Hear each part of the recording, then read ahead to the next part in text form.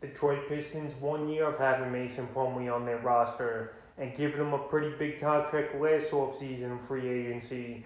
Already flip him in a deal with the 37th pick in exchange for the 57th pick of this year's draft. So Mason Plumlee, he was a decent player for the Pistons, but it just didn't make sense all the money they gave him in the offseason last year. 3 years, $25 million, and it's the first player to sign in free agency last offseason. So right here, Plumlee, this will be his third team in as many seasons. He was on Denver 2 years ago, Detroit, like I mentioned last year, and now he joins a Hornet team here, who already though have Cody Zeller and Bismack Biyombo. So I don't know if this really will help Plumlee's fantasy value.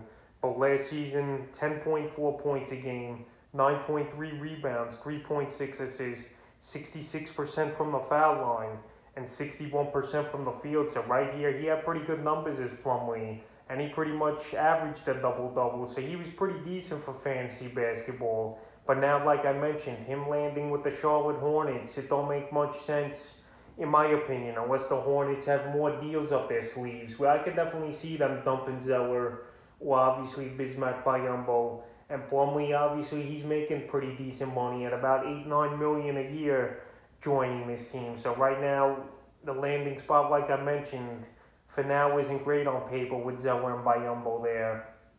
But if those guys get dealt, it's a good fantasy landing spot for Plumlee. So right now, if the season started today, he's a player you're probably going to take in the last round or two, because he definitely can put up numbers. The percentages were great last season, and obviously the double-double almost averaging was great. And now he'll join a team with pretty good talent. They got LaMelo Ball, they got Devontae Graham, even though he had a bad season last year. So they got a few guys over there for the Charlotte Hornets.